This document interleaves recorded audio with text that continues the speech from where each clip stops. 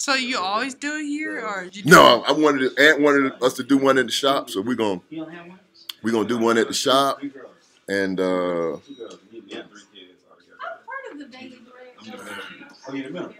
huh? Yeah, I've been yeah.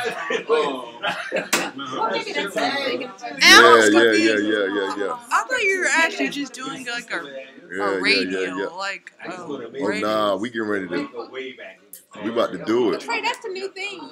See, then you can just it's live? stream live. Yeah, and then you on YouTube. It's live now. YouTube. Yeah. Live here, and then I'll hit this. Trey, get off of there. That's your t-shirt. Oh, I'm sorry. 3, 5, 4, 3. Get up. Let's go. No, I was just. But you can watch it from home. We're going home. Yeah, but it is. I have to work. So. No worries. Yeah, just when you get on, just go on the Daily Bread Radio Show. Okay. And then you can see it right here. So show me your Trade the Goat. Trade the Goat? Trade the Goat. Okay. I'm gonna put Trade the Goat. the GOAT as the greatest of all time. Oh, okay. The baby's the greatest of all time. That's what's up. Well, nice to meet you all. Hey, nice to meet you all too. Have a great Good night. Good night too. Trade the Goat. There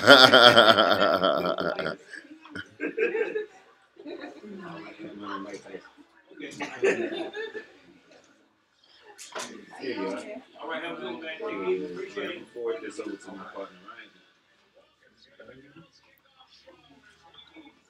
Hey, Ant, you can turn that volume down on your TV. Oh, no, I was talking to him. Thank you so much. Y'all have a good one. All right, now.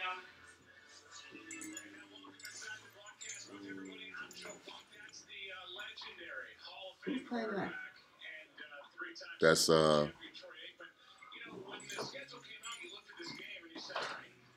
Jaguars. Yeah, just hit that video down. Yeah.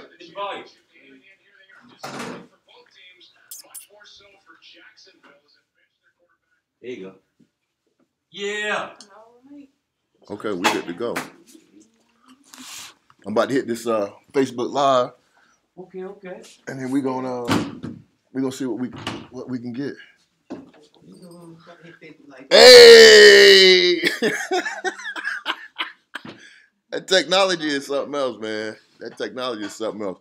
So good evening. We don't have the music. We have some technical difficulties here. So normally we have our intro music, and but we ain't getting down with the intro music today. My name is Joaquin Thompson. I'm the host of the Daily Bread Radio Show, and we're coming to you live from Mableton tonight. So yeah, we got the barbershop show.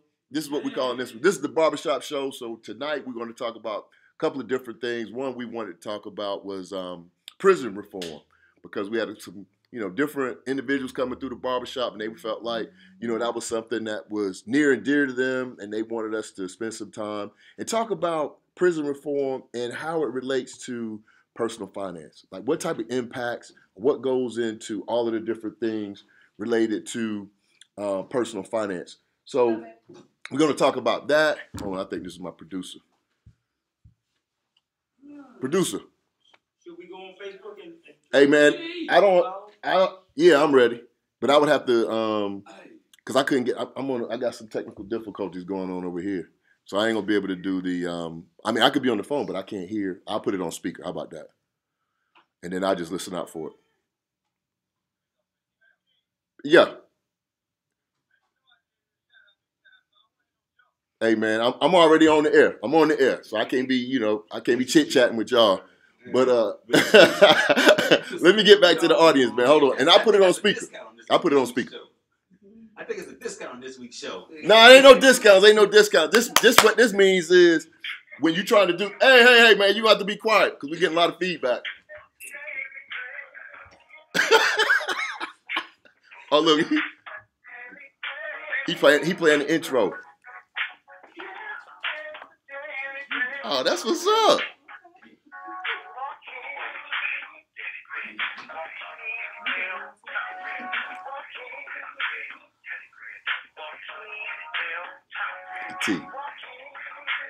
Look at T.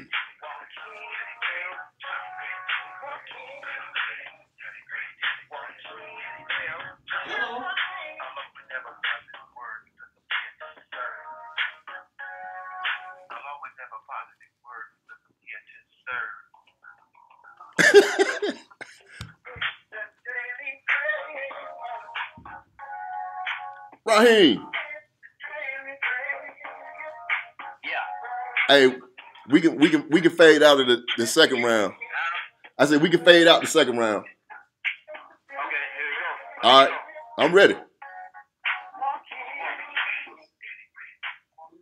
So there we go. So like we said, we're remote from the barbershop in Mapleton. We're at Club Barbershop, 780 Veterans Memorial Highway in Mapleton, Georgia. And the reason and how we ended up here was this is where I come to get my hair cut. Look. I know it ain't a lot of hair, but I come in here and let him, do whatever he's gonna do with what I got. And so what we had been talking about for the last 3 to 4 months was like, you really need to do the show from the barbershop. So what I decided to do was take out this Thursday, come to the barbershop. We got live audience in the barbershop. And what we want to do is just, again, talk about prison reform, talk about personal finance, and to take a step back. For those of you that are joining the Daily Bread Radio Show for the first time, let me tell you what the show's about. This show is about personal finance. And when we talk about personal finance, what we try to do on the Daily Bread Radio Show is talk about various topics that are aligned to personal finance. So we talk about everything from money management to credit to debt to investing to income statements to repossessions to bankruptcy to just struggling, right? Because a lot of times people don't want to talk about when they're struggling with money, but we even talk about struggling with money. But we do it from a non-judgmental place. The other thing that we do, this show is based or comes from an area of spirituality. Like we, on the Daily Bread Radio Show, we believe that there's only one thing, and that's God, right? So we only believe that it's just one God, because we don't do religion.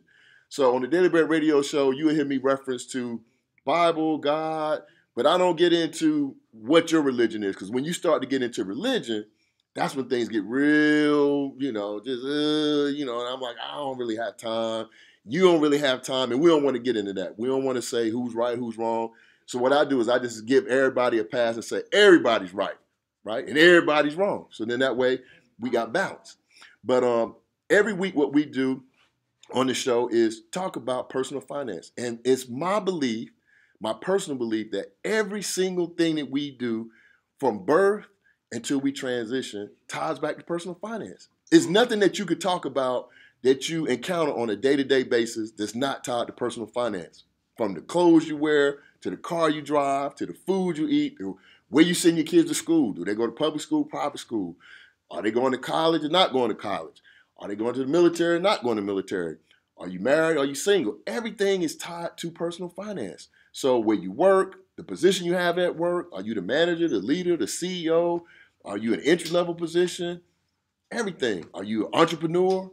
Got your own business? Like the barbershop. And that was one of the conversations that me and my barber, Anthony, we're going to have him come on in a little while because he's still working. He's still in here grinding. So while a lot of people at home, they chilling, kick back, watching the Jaguars about to beat the brakes off of Tennessee. Let me do a public service. Time out. The Jacksonville Jaguars, let me put that out there. And this is something here.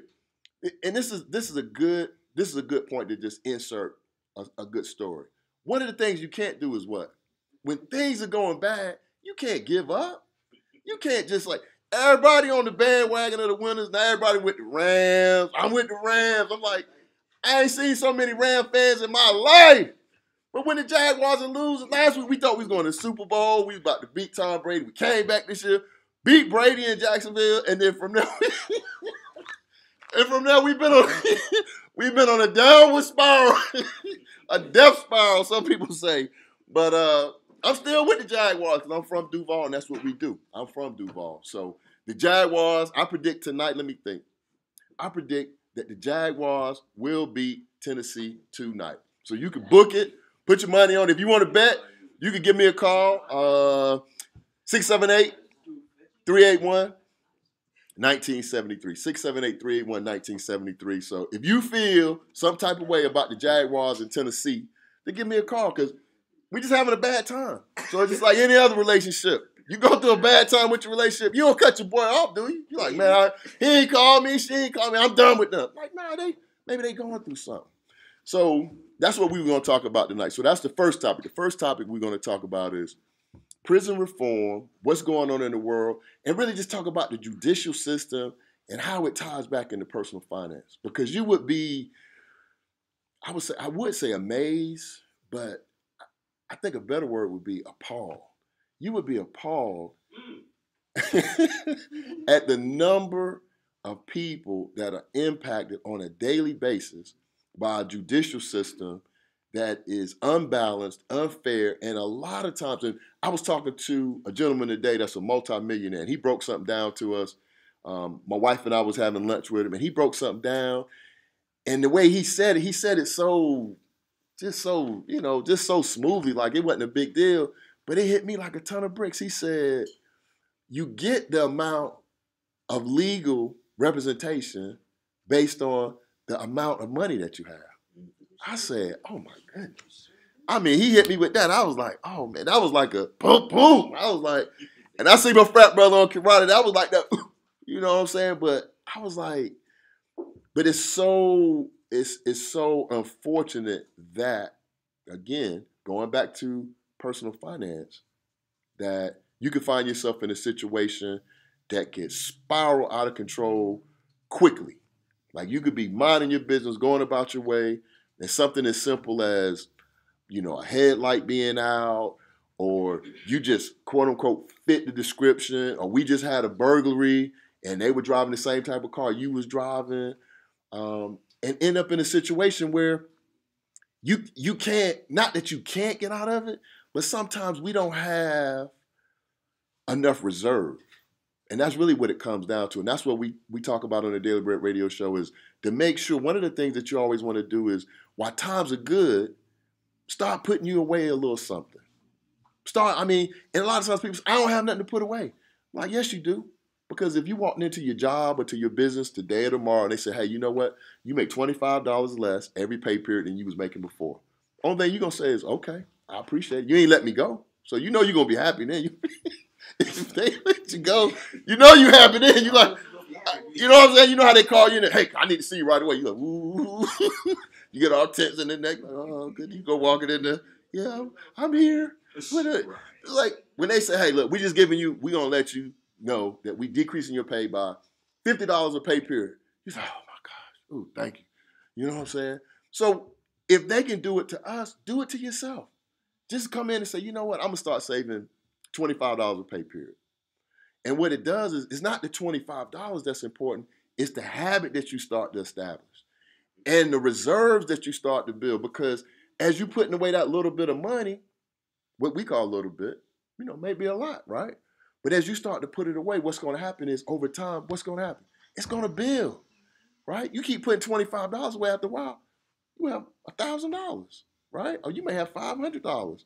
So that might be just enough to get you unincarcerated, right? I don't know if that's a word, but I do know this, and this is from experience. I do know this.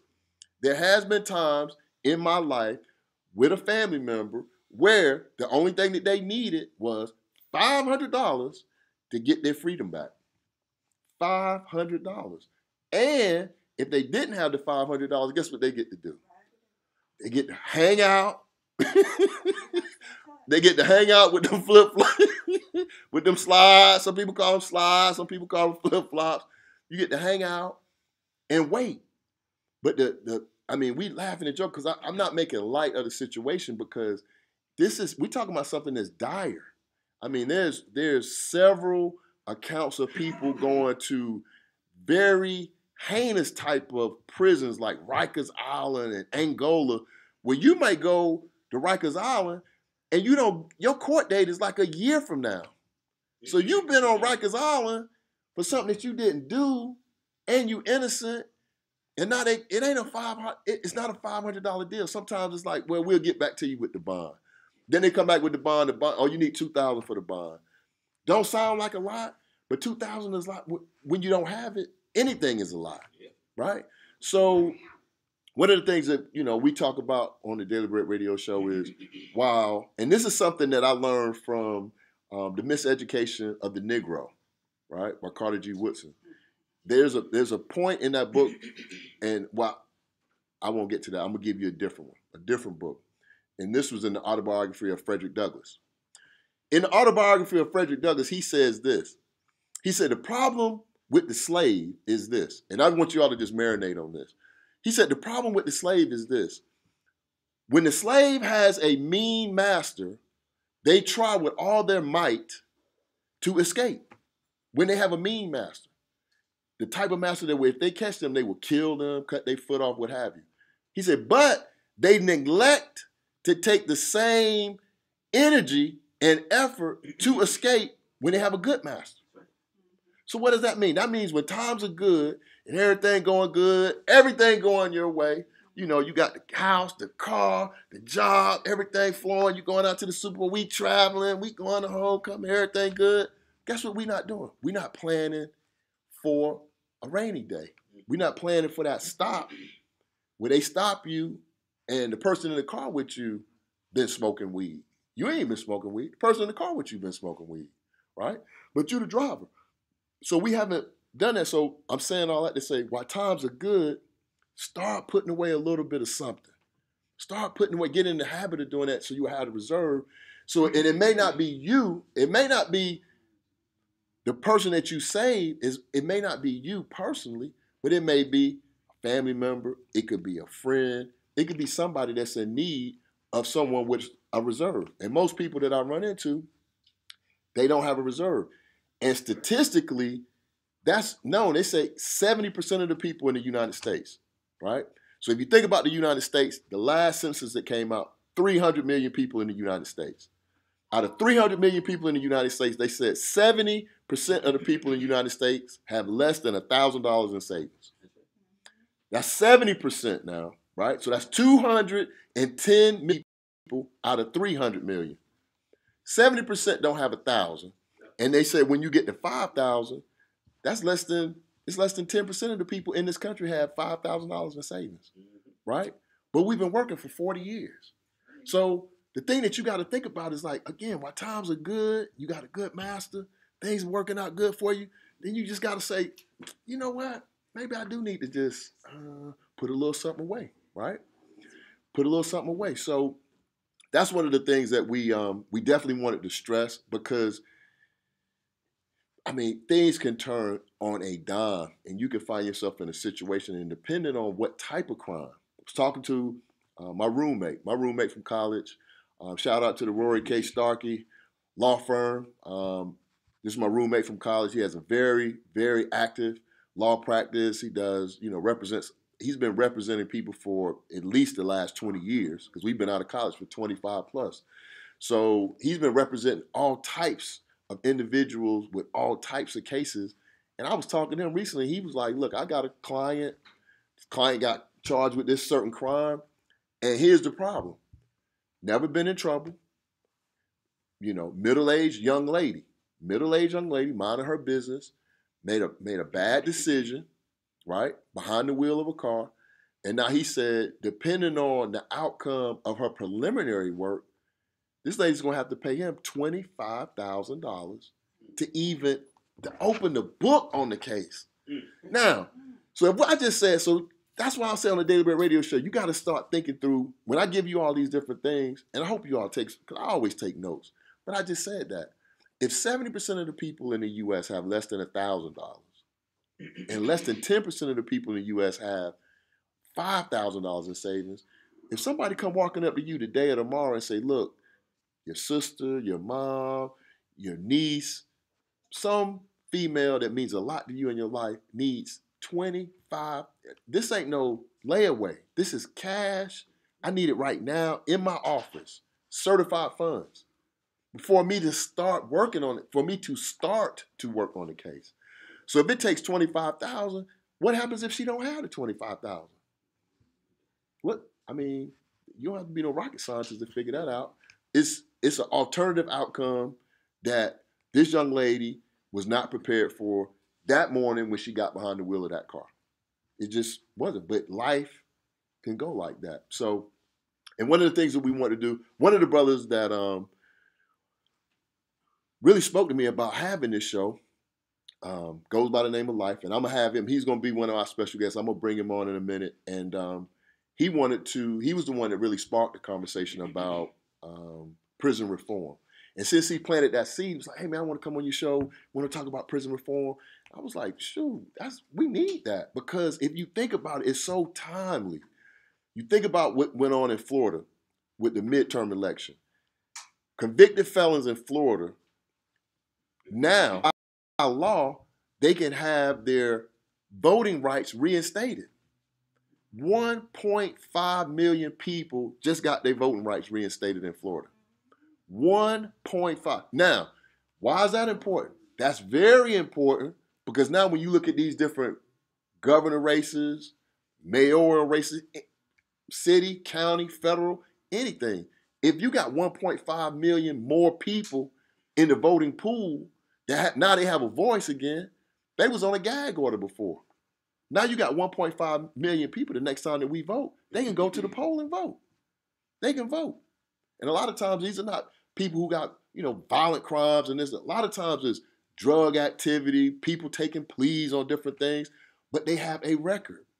And they were a convicted felon, because the other thing that my roommate that's an attorney told me is that a lot of times when people are committing crimes, they don't realize or know the difference between a felony and a misdemeanor.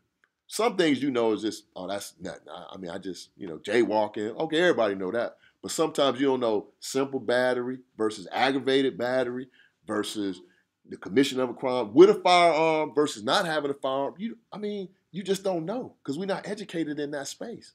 So you have to be real, just real careful when you're dealing with the judicial system. But now in Florida, 1.5 million people have their rights. Now they have their rights back. In Georgia this week, Tuesday, I'm looking at the news. They have what's known as a field test kit. Some people may be asking, what's a field test kit?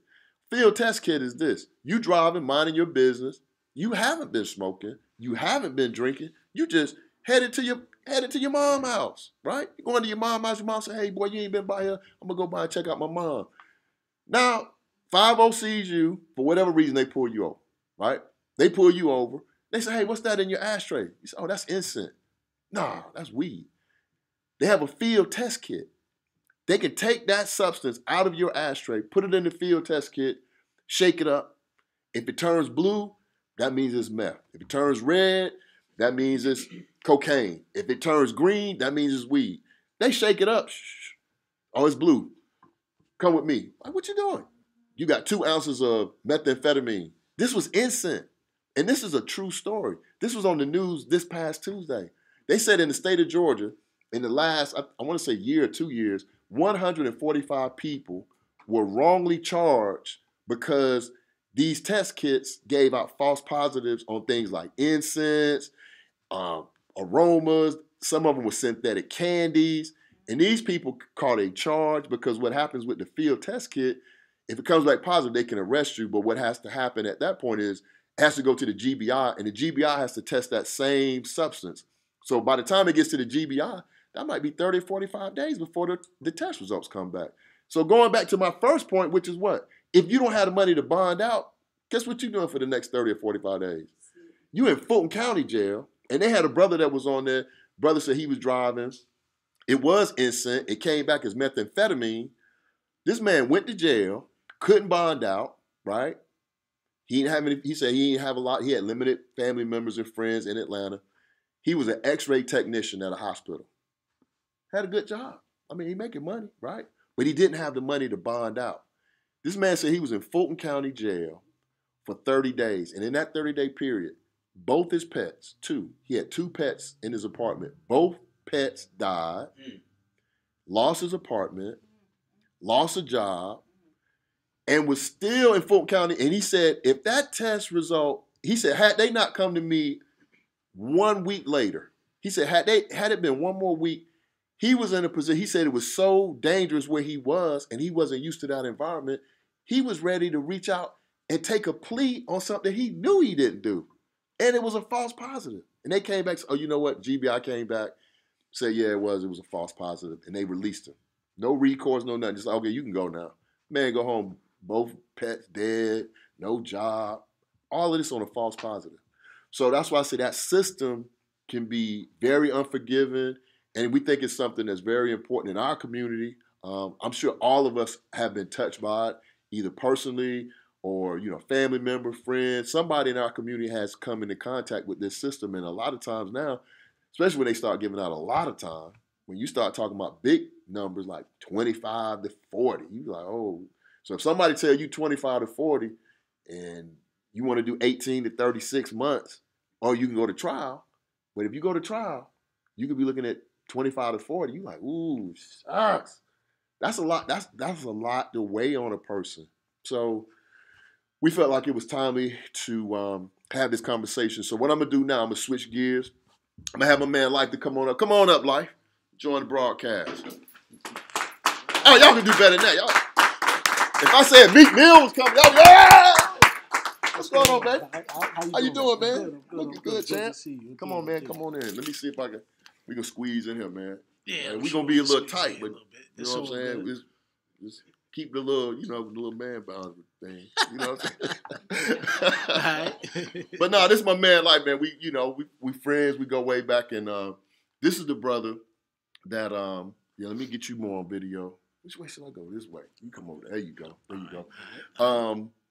And we wanted to bring him on because this is the brother that reached out to me right here in the barbershop. I'm just getting my getting my hair cut. Look at my hair. Getting my hair cut. So you know how many haircuts I need. I don't need many.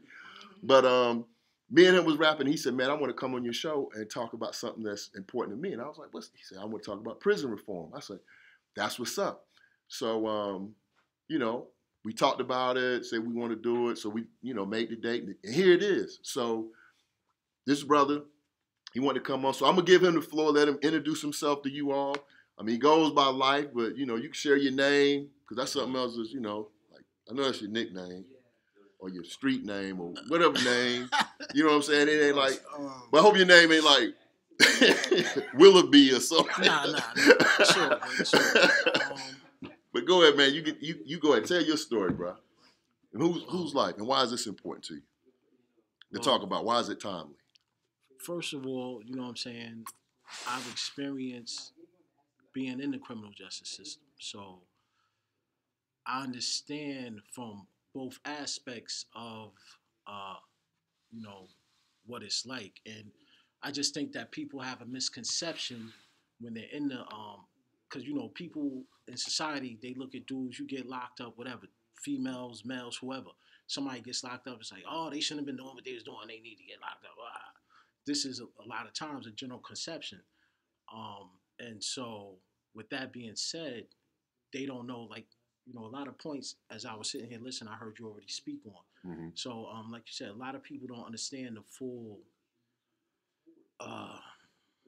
just the full scope of everything that goes into that. Like you said, just as far as the system, like, like F. Lee Bailey said, everybody should be familiar with F. Lee Bailey. He worked on the O.J. Simpson case. Right. He said it's not what happened, it's what you can prove. Ooh. So it's like, whatever it looks like, then that's what it is. You know what I mean? So, for instance, let's say somebody has a case as serious as a murder case. Mm-hmm. And they really didn't commit this murder. But things play out in the evidence, and the prosecutor can paint a picture and make it appear that you may have done this. Now you're in trouble. You in trouble? Right, now you're more than in trouble. You like, boy. I'm just saying, yeah, absolutely. Then you like, ooh. So, like I said, I just think it's important for people to know both sides, and just like you spoke on the finances. If you can't afford an attorney, you know what I'm saying, you can't make bond.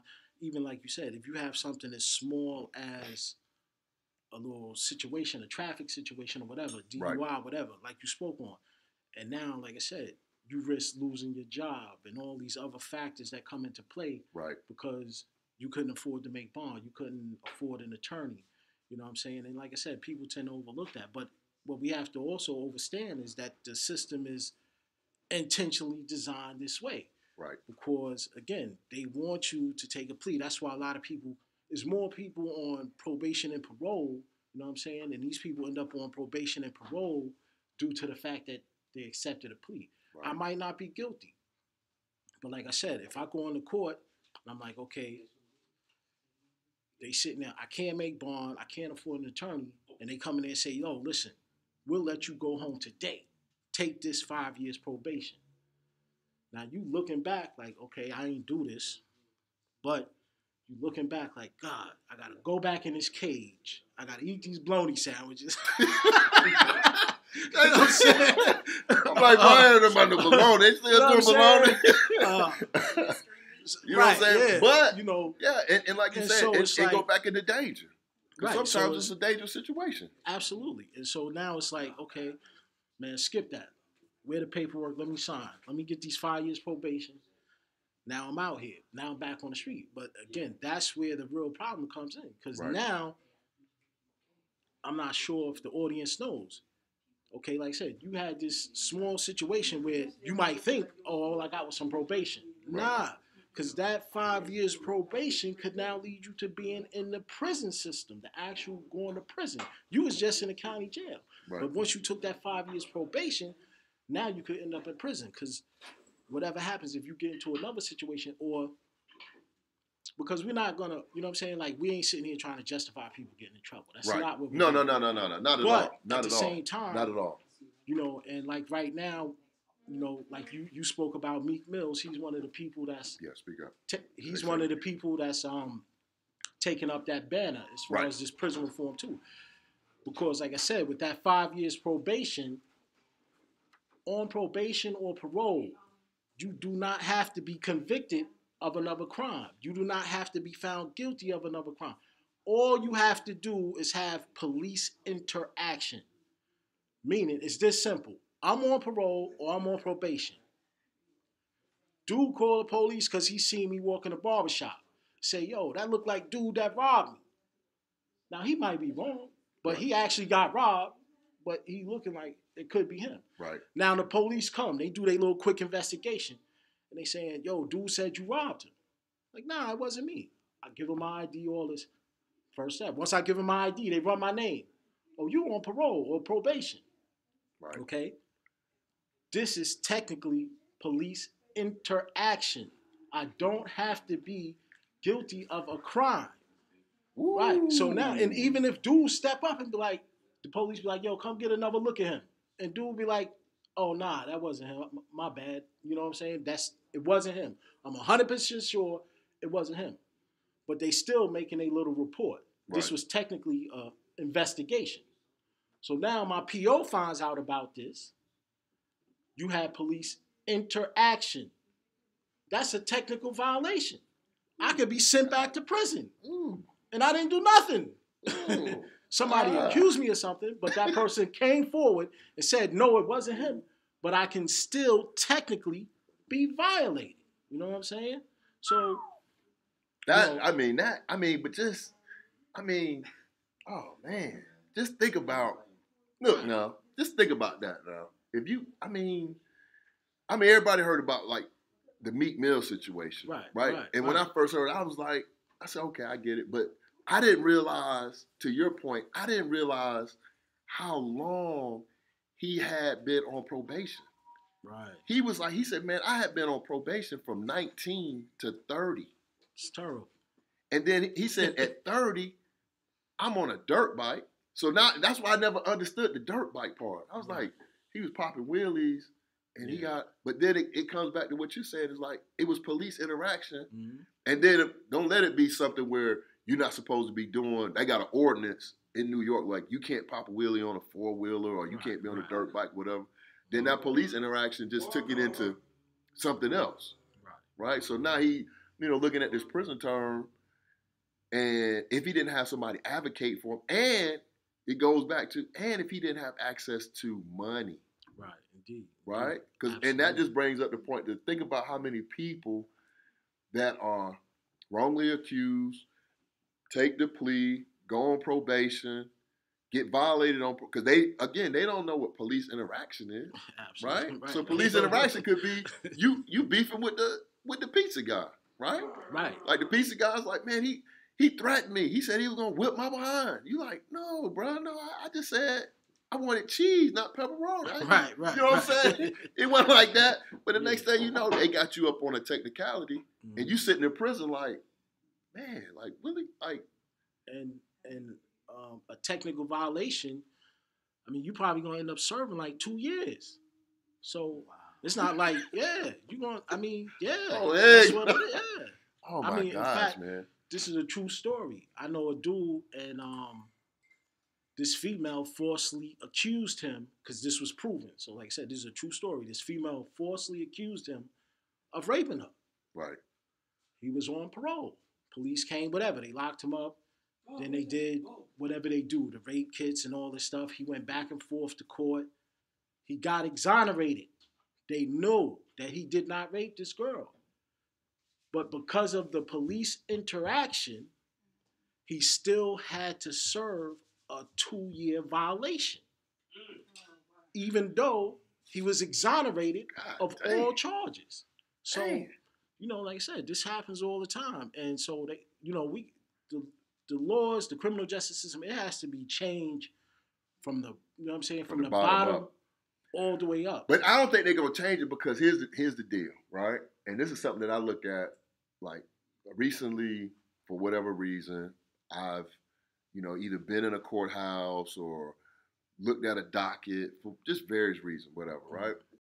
The reason they're not going to change it is not going to be immediate change. It's going to be something that it's going to have to be a consensus that it needs to be changed, because the number of people, whenever you go to a courthouse, when you first go through, you go through security, empty your pockets, whatever, and then you look at this big board to find out what room you go into, right? But when you look at that board, there's so many names on that board and so many courtrooms, and you there just this is just one day. Everybody who's going to a courtroom, you're not leaving no courtroom without leaving some money. You're not walking into no courtroom. Right. You're not walking I'm talking about from traffic court. You definitely not going to no criminal court. Right? So even if you say, well, man, thanks for getting me off, oh yeah, okay, they found out I was not guilty. Guess what? It's still going to be a court fee. Right, indeed. Right? And it's going to be a legal fee. So a lot of people end up just fighting for their freedom. They get off, or we found out you didn't do the rape, right? But guess what? You still got to pay me $10,000 up front for me to take the case to fight for your freedom, right? So with that type of money, and you multiply that by hundreds and thousands and millions of people on dockets every day, we just in Atlanta. I mean, you think about all of the court systems in Atlanta, all the ones in New York, all the ones in New Jersey, all the ones in Philly, all the ones in Texas, Florida, California.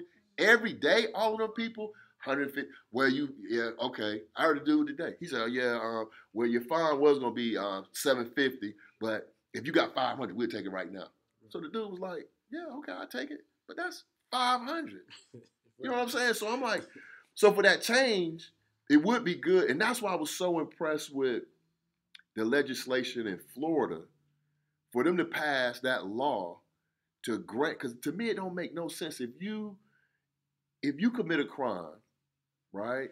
Now we talk about people who did. If you commit a crime and you get convicted and you go and you serve your time, why would you come out after you served your time? Why would you come out and not have the right to vote? Right, you're still being punished. Yeah, that's a setup, right? Because you're not always a criminal. A lot of people made mistakes and done things. You might be 18, 19. Now you 45, 50 years old and you still can't vote. Right? But I think they set it up that way. We got a question in the audience. This question is actually a statement. Statement. Wait a minute, man. Don't be correcting me. This is my show. Don't be talking about a question. A statement. I will go ahead on there. Say what you're going to say then. I have to say this because I thought about it.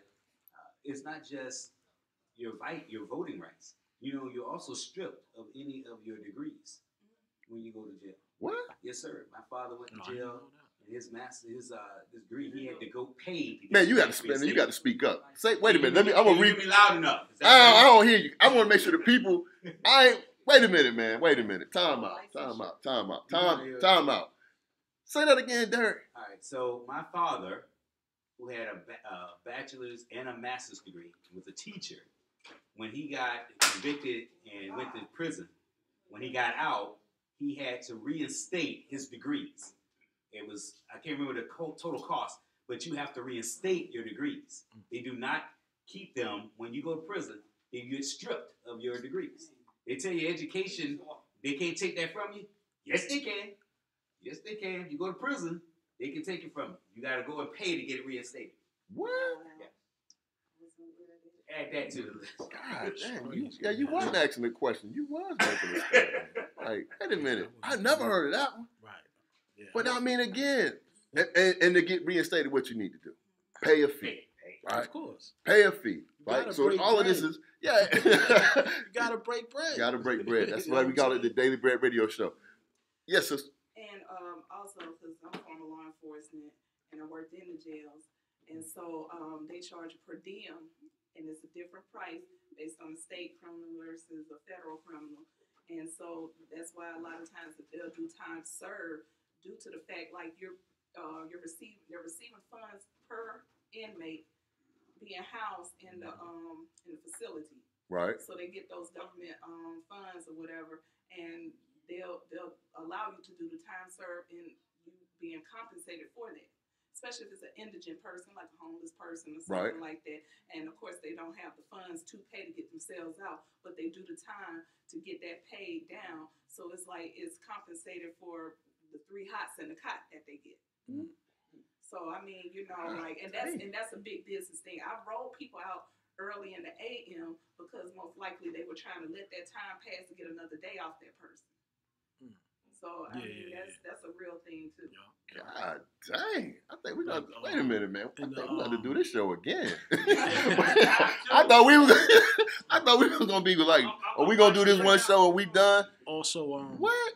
Just telling you that side, I can tell you the other side. Yeah, just to the sister's point. Go ahead. Let's say your release date is coming, like you're about to get released from prison. Right. You know, they got count time. They constantly counting the inmates. They got to keep track of the inventory. So they're counting the inmates all day long. Right. However, okay, your time is served. So this morning, let's say this morning is my time to leave. I can't get up at 4 or 5, 6 o'clock in the morning and, okay, let me walk out the door. Right. They're going to hold me until, I believe it's like the 11 o'clock, 11 a.m. count. Because once I go on that count, they get their bread off me for the rest of that day. Feel me? So they're gonna wait to release me till after they count me at 11 a.m. So they can get the money for that day. Right. So they can get the full bread off of you for that day. Right. Yeah, indeed. Absolutely. So, you know, it's a wicked system. That's why I said, so all of this comes back to, again, what are we talking about? Money. Absolutely. Right? Yeah. Because if it wasn't about money, they wouldn't strip you of your degrees.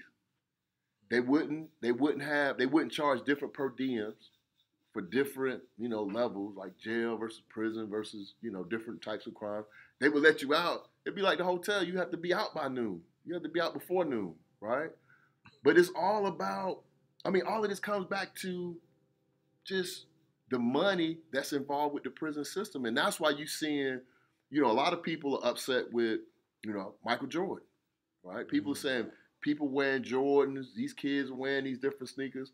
They were saying that Michael Jordan, and I don't know it for a fact, so I'm just saying what the rumor is. So don't be sending me no message. Don't be typing in there, oh, no, he ain't. I don't know. I'm just saying what I heard. And one of the things that we do on the Daily Bread Radio Show is we always encourage our listeners, do your own research. Absolutely. Right? You go out, do your research, and you can find out or not. But one of the things that Michael Jordan has been accused of, allegedly, is investing a large amount of his money into the privatization of prisons and jail systems.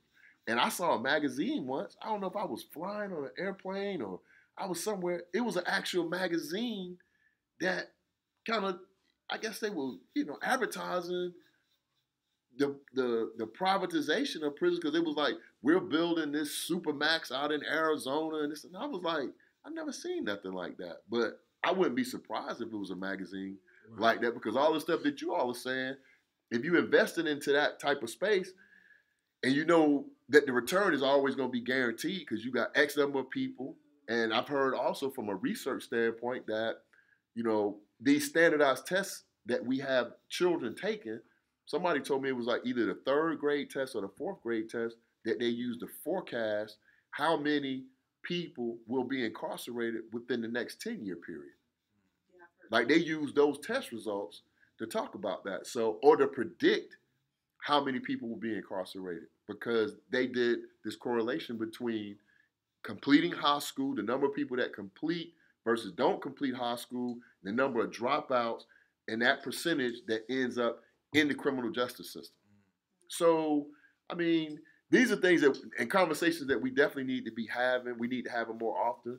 Maybe we can, like you got some next. Maybe we can reach out to Meek Mill, have Meek Mill come on the show. Meek Mill, if you're listening to us, this is the number one. This is the number one personal finance show in the nation. So you can come on here, man, and get your, I know you got an album you just dropped. You can get some more, advertisement for your album, do whatever. But you know what I'm saying? We can talk about that, because I think, and that's what I like about this platform, right?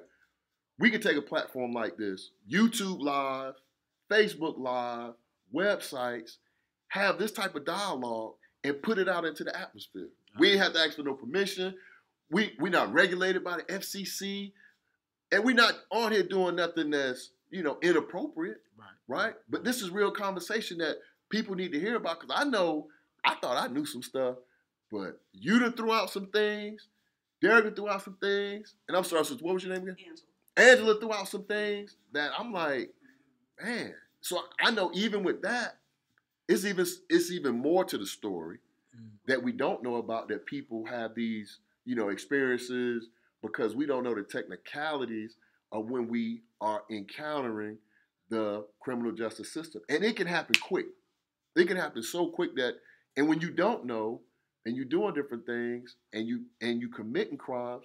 And me and my son was just having this conversation earlier today. Kevin Gates has a great interview on the Breakfast Club where he was talking about, you have to mature to the point where you have to be vigilant of not trying to get into trouble. Like all this stuff about being hard and you're going to respect me in the street and I ain't no punk and all of that. He was like, look, man, when I run into people like that I think have a probability of me and them getting into an altercation, he's like, man, I'm trying to go the other way as quickly as possible. Right. Because he said, I'm not going to give you 20 years of my life just so you will be able to say, oh, he ain't no punk. Right? And it just don't make sense, man. We losing families. We losing the actual infrastructure in our communities from things like loss of, not just people being incarcerated, but you got to think about loss of families. When you have lost families, what do you have? Loss of businesses. When you have lost businesses, what do you have? Less people in school. And we have less people in school, what do you have? You have less revenue being generated in your neighborhoods. So when that happens, what happens? You got less people owning homes in your neighborhood. So what does that trigger? That triggers less leverage that you have to be able to go in and say, well, hey, we want this law, we want these streets fixed. I mean, I'm from Duval County. I mean, I'm from Jacksonville, and Jacksonville is like, anybody live there, it's like night and day. And it's the same thing in Atlanta, right? And that's why you see in Atlanta, why do you think we have all of these different cities all of a sudden saying, you know what? We want to be our own city. So y'all can have Atlanta, but we're gonna have Dunwoody, right? Because it's because of the tax base. And what people are doing, people in Dunwoody were saying, we don't want to be paying taxes that the people in South Fulton are using. And they'll just say South Fulton, but what they're really saying is because South Fulton is what? Predominantly black. Right, indeed. Right? So you're seeing all these cities, Eagles Landing they voted this past election to try to separate Eagle Landing from, I guess Union City or whatever the, municipality is, and they shot it down, right? Or Stockbridge, right? But I'm like, all of that comes down to, it's the same way that they draw the lines for the school systems and what schools you should go to. It's the same thing, but all of that starts with us playing on an unfair and an unlevel playing field and dealing with somebody, and we don't know how to play this game. And this is a vicious game that again comes down to economics. And we're the inventory, like Life said, like they look at us like, no, you revenue. So they actually looking at our kids, our children, our young men, they looking at us like, man, that's an inventory, you know. Angela. I'll give you another little nugget. If you ever happen to get a ticket in Cherokee County and they give you the amount that you got to pay that in full, or you automatically go into probation. Well, it's the same thing. Look, Yeah. no. Yeah. Now here's a true story. You just touched the nerve now. Hey, y'all done said a lot of stuff I don't know, but now here's a true story. I had a traffic ticket in Fulton County. Yeah. This was years ago. So here I go. I'm going down there. I'm like, I'll just go down there. It ain't no big deal. I go down there, pay the ticket, blah, blah, blah, blah, blah. But I go in there with a checkbook, right, and a debit card. I get in there, they do this. They said, what do you want to please? I was like, here I go. No low. I'm like, I'm Johnny Carter. I'm no low. I'm no low. So the guy was like, okay, that's cool. So you going to pay the fee, right? I said, yeah, I'll pay the fee. He said, okay, well, step over here in this room. We get everybody over there and you go. So my wife was with me. So I'm dressed. I'm getting ready to go to work. So I said, okay. So I get up to the window. So the lady was like, it's going to be like $225. And I was like, oh, I got $225. She said, what you doing? I said, I'm writing a check. She said, no, we don't take no checks. See the sign? She did like this. He said, you see that sign? I was like, y'all don't take debit cards? I said, everybody take a debit card. She said, sir, can you step over here? And I said, what am I supposed to do? I was like, I got cash. I said, can I run out to the ATM? She said, Can you stand over here? So I'm standing over there. People keep coming. And I was like, so the dude came, was next to me. He was like, man, I'm going to be on probation again. I was like, probation? I was like, nah, bro, I ain't being on no probation. Man, that dude came in there. He said, look, my name is John Smith. I'm your probation officer. And I was like, probation? He said, yeah, you're going to be on probation till you pay that $225. I said, oh, so I'll just go get him. He said, no, I don't work like that. No. This is the amount of time, this is the minimum amount of time you could. I said, on probation? I said, Brian, it's a job. So to that point, Angela, yeah, I was, now that, look, every time since then, when I go to court, I got pockets full of money. Well, I'm like, nah, I already know, I know that's the only place they you can spend as much money as you want in court. Everywhere else, they don't even take money like that no more. But when you go to court, I'm like, I learned my lesson. So I'm good. I'm scared straight. I'm good. But great dialogue. Just another point about the economics, like you said, it's about the money. So like one time, I was on probation, 5 years probation. Never violated, never got nothing. I completed it successfully. But my point is, for that 5 years, I had to keep paying that fee. Every 30 days, you got to pay that fee. Ooh, yeah. And so, again, with this probation, it's like, even if I am on probation, right? It's like if you punish your child, you might tell your child, listen, you about to be grounded for 3 months. You angry. But, after 2 or 3 weeks, all right, you've been doing what you need to do. You let the child, all right, your grounding is over. Right. So even though this is a legal situation, still, for 5 years, I was on probation, never had any infractions, but I still had to complete that 5-year term. So there should be a point where, okay, you've been doing this for 2 years, right? 2.5 years, right? Maybe even 3, and now we're gonna go ahead and release you. You haven't had not one single infraction. No, absolutely not. We ain't doing that. Because they want that other 2 years where you got to come in there every month and pay that fee. Look, think about it now. Think about what you just said. If they was to do something like that, that's all the people that I said was on that board, all the people who on parole, right? If you say you're going to cut okay, that's like saying, no, you ain't got to pay the last 2 years on your car payment. Right. Like you in a 5 year, no, you've been paying on time. Keep the car and just, we'll knock off the last 2 years. How about that?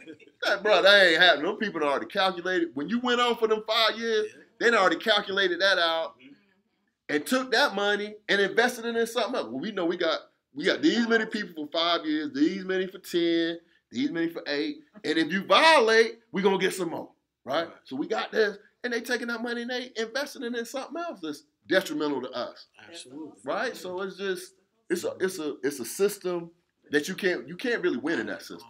You can't win in that system. Yeah, D. You know, just to add to this, it's so stupid, but think about when you have like a foreclosure on a home, you know, or you do something default, you know, where the punishment is 7 years bankruptcy, Right. So how about when you're convicted, even though it's supposed to be, you know, 7 years, it stays permanently on your record. So Man, you'll never get it off, especially because, you know, you're supposed to be able to get it expunged, right? Right. But that's only true for certain types of crimes. True. Yeah. So at the end of the day, it's something to throw on another log on the fire. Man, and the good thing I like about my audience tonight, I've been seeing people come on, so I appreciate everybody joining. This is one of the largest live audiences that we've had in the last few weeks of the show. So I appreciate everybody taking the time out to support the Daily Bread Radio Show. But just in this mix of people that I've seen come on, I've seen we have career officers, and we appreciate everything that you do and everything that you have done in your walk. I've seen people that have come into contact with the criminal justice system, and I also see some of the people that are business professionals that either represent or are in the legal field from a representation standpoint. So I appreciate all of the different people that are on this show, but and again, I'm going back to that point. Just think about how powerful this is to have this type of medium to have, and I'm sitting there looking at the names, so I know what these people are. I see some people on here that are in the legal profession. I see officers on here and people that have been in contact with the criminal justice system. But all of you all don't realize who's who, right? And the reason that's important is this. We're having a conversation that impacts all of us, and all of us are just in the what we call an or some people say ecosystem of the of the criminal justice system. And I think it's a good thing to see that people felt that when we sent out the notices that, you know, they took the time out to say, hey, I want to hear about this conversation, because everybody's been touched by this, whether they work in law enforcement, whether they, you know, represent people that are, you know, encountering the criminal justice system, or if they've encountered the criminal justice system. So I appreciate all of you all joining tonight. And I think, and that's why I'm always so humbled by being able to do this show, because I see a lot of different things on these platforms, YouTube Live, I see them on Facebook Live, but I'm so, I guess you would say, so proud of the type of show that we put out week in and week out. And shout out to my producer. He even called me, and we trying to do the intro over the speaker, but had some technical difficulties. But that ain't part of it. The bigger part is this. This show came from two brothers having a conversation, and we thought was we were just getting our hair cut. Something as simple as we thought we were just getting our hair cut. But if you think about it, the barbershop and the beauty salon are the two places other than the church where everybody go, right? Mm-hmm. I don't care if you got this amount of hair, right? Because I got a lot of hair. If you got that amount of hair, or if you got a whole bunch of hair, or if your hair is, you know, a little challenged, if your hair a little challenged, you know, we all go to get groomed. And when we go to get groomed, what do? We have conversation, right? And we've always had conversation in that space. So these are the type of conversations that we need to continue to have, continue to move forward. And I'm glad my barber said, hey, why don't you bring the Daily Bread Radio Show to the barbershop? So I'm super excited that he made that request.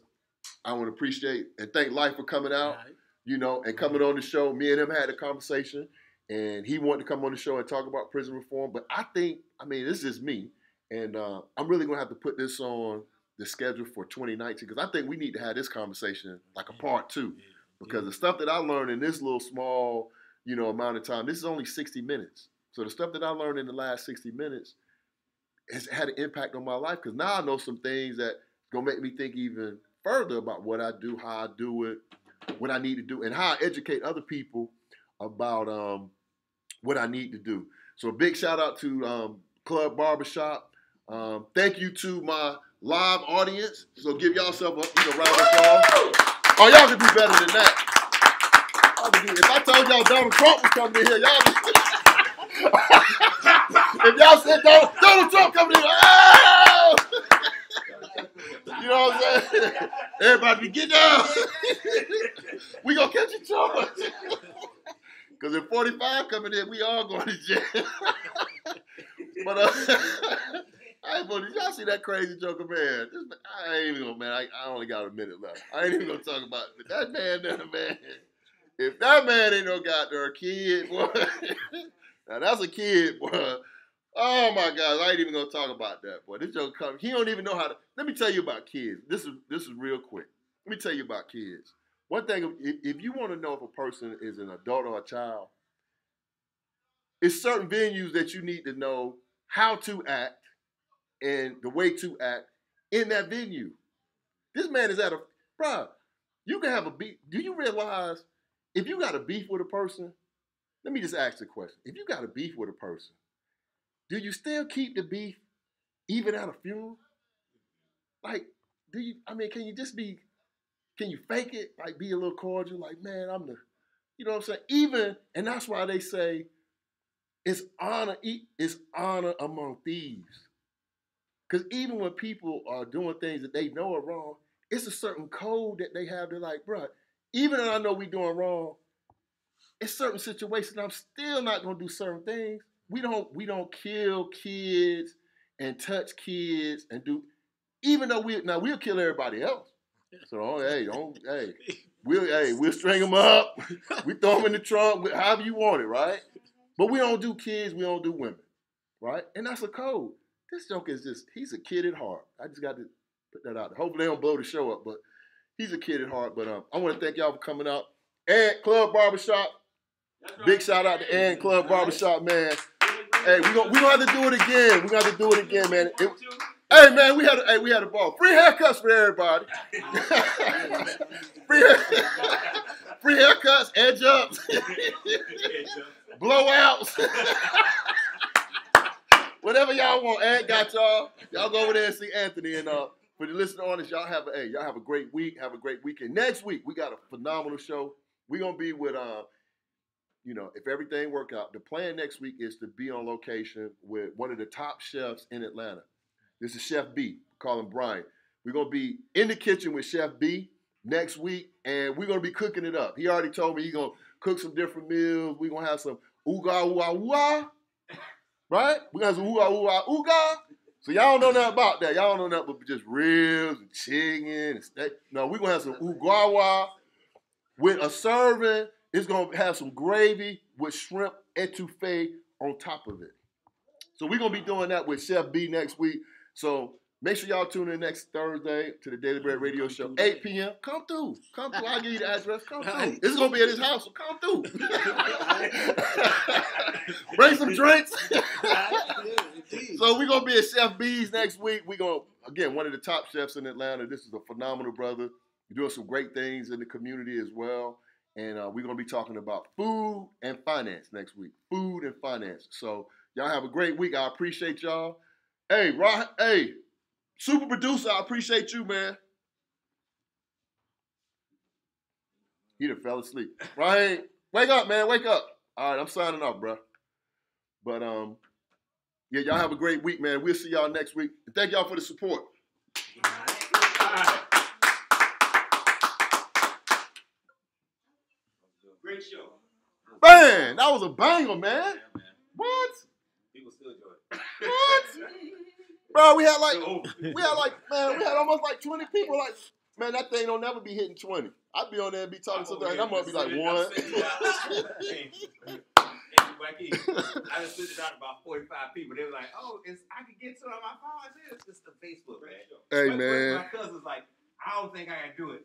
I'm at the store. I was like, Facebook could be back selling. You can't on your phone. You like it?